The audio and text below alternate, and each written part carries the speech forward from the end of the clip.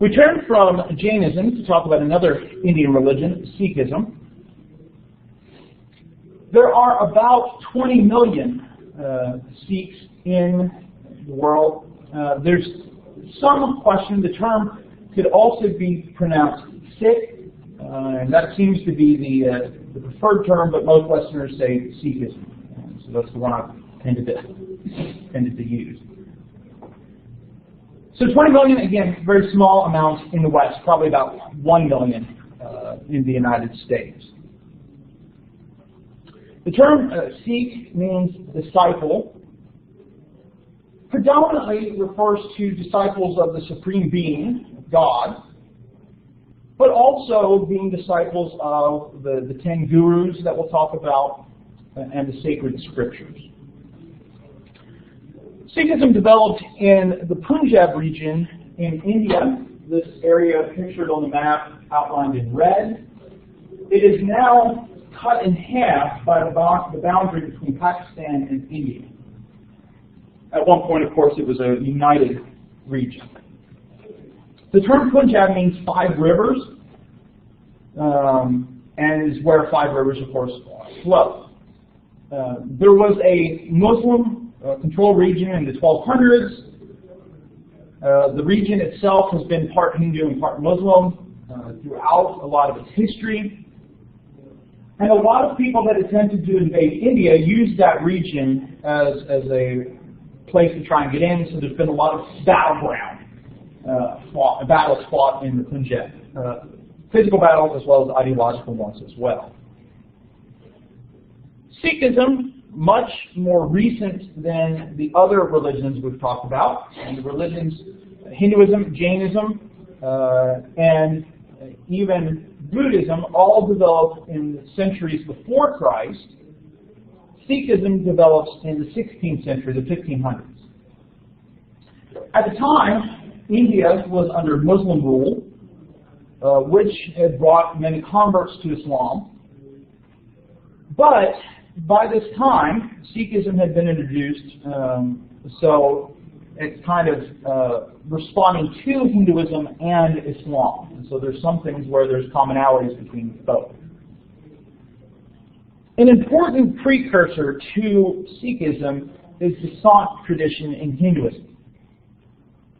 And it developed along some very important lines. Essentially, the Sant tradition had a lot of elements related to Islam as well as Hinduism, and drew on ideas and practices of both. So it's not a surprise, right? We're thinking northern India, there are Muslims there are Hindus there. Obviously, there's going to be this development of religious outlooks that are kind of both. Even though Islam is very antagonistic to Hinduism with its multitude of gods. And of course, Hindus being upset with Muslim rule. The Sants, or holy people, kind of developed out of Sufism and Hindu bhakti. And so the focus is, of course, on devotionalism. Many of those people were from the lower classes, the lower castes. One of the things that was important for the development of Sikhism is this claim, probably influenced by Islam, that divinity or deity existed without form. The Sants were heavily monotheistic. Because God did not exist in form, the Supreme Being could not really be described in words. Any sort of attempt to describe God would limit God. Two important impulses that come from the Sant tradition as well is the emphasis on devotionalism, right? That bhakti, that loving devotion of a deity. And so you kind of have this Hindu practice attached to Islamic notions of God. And so there would, the Hindus, of course, when we talked about, worship deities in various forms, Krishna, for example. The Sants, however, resisted the practice of worshiping an image, which would limit God, right? You can't limit God. And so devotion was more of an inward practice that involved poetry or silent meditation. Another important practice coming out of the Sant tradition into Sikhism is Hatha Yoga.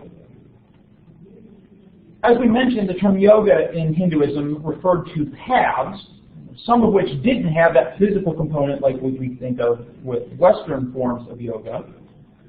Hatha Yoga, however, was very focused on meditation, body postures, breathing control, and there was an underlying belief that there were correspondences between the body and the universe. And so those kind of postures and things were reflected of those correspondences.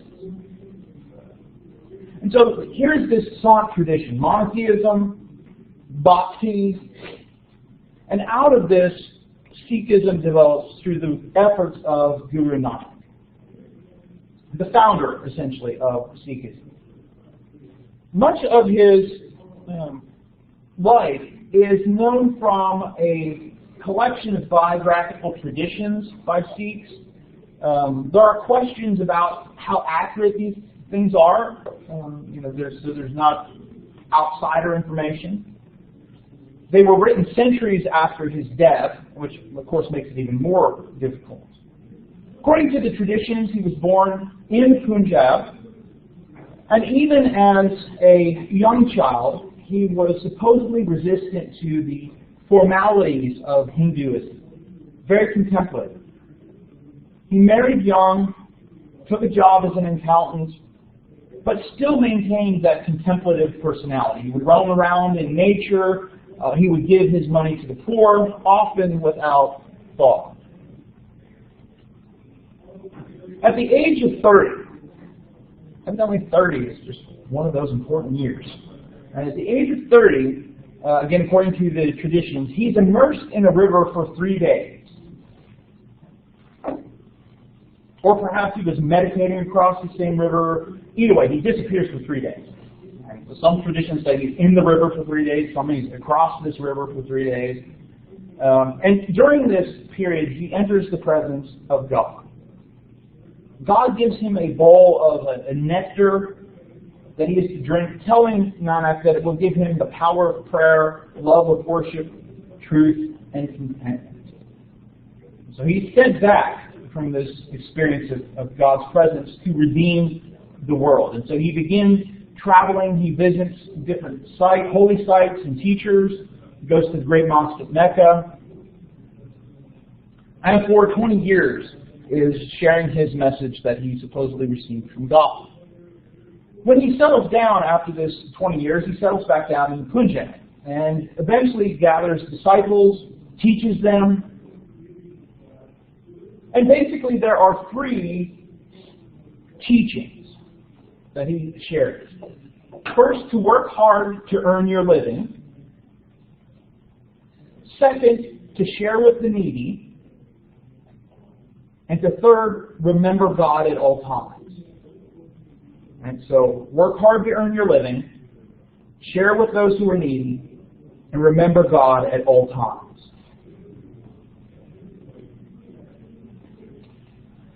After Nanak dies in the 1500s, there were a succession of leaders, also called gurus, who led the community. When you became the guru of the community, you served for life. Quran gives a list of the gurus, talks a little bit, has a paragraph or two about each one of them. So we're not going to spend the time on biographical details. There are a couple things I want to just kind of share out of what happens during this time period.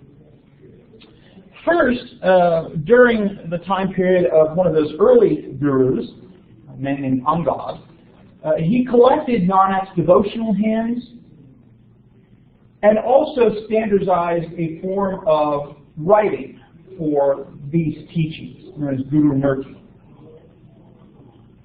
And so all the scriptures and writings are written in this language. And so development of scripture, development of language. Also during the time of those early gurus, there was a common meal that became a ritual. Nanak evidently had the practice of what's been called a langar, and we'll talk more about that in a little bit. An open kitchen, right, where anybody could come and sit and have a meal with him. And so those early gurus continued that and then eventually institutionalized it as a practice of the community. One that's still practiced today. As I mentioned, the guruship spread at the death of the previous guru. By the time of Nanak, he appointed the next one who appointed the next one, but by the fourth guru, it became this, he appointed his son, who appointed his son, who appointed his son, right? So eventually it became a hereditary thing. Until 1708, when the line of gurus ended. The 10th guru was arrested by a Muslim official. Eventually he was released, but then later assassinated, also by a Muslim. Prior to his death, the 10th guru named the scriptures as his successor. There would not be another human guru, but the scriptures would be the guru of the community. Right? With the idea being these scriptures are permanent, eternal, while human beings are limited and finite.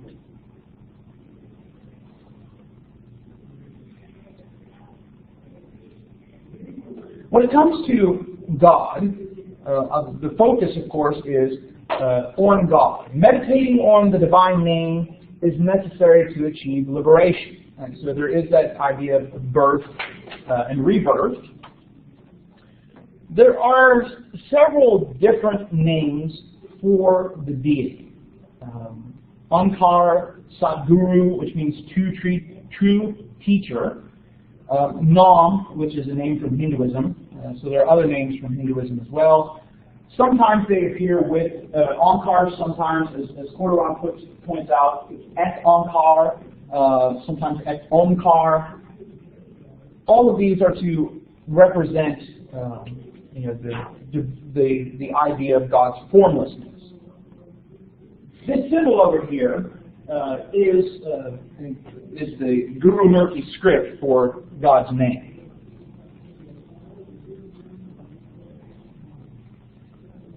God in Sikhism, as we've mentioned, is formless. That's reflected in the primary mantra. There is one supreme being, the eternal reality. He is the creator without fear and devoid of enmity. He is immortal, never incarnated, self-existent, known by grace through the Guru, the eternal one from the beginning, through all time, present now, the everlasting reality. But despite God being formless, Sikhs believe that he resides in the human heart. He communicates with those that live rightly through that internal experience. Devotion to God counteracts karma, affects your rebirth, but ultimately your devotion to Onkar is to be practiced inwardly. Sikhs are not active proselytizers. They don't seek to missionize. They also tend to say they don't have the exclusive on truth, right? So they're not quite they're not quite complete relativists. But essentially, the concern is any sort of formalism in religion, right? And so developing formulas or formulaic rituals is very difficult for them. Formalistic expressions of religion, I believe, were hypocritical. Because God is everything and in everyone is to be treated equally. And so by inwardly chanting the name of God, you can bring about detachment, bring about spiritual power, make you fearless, calm, able to face adversity.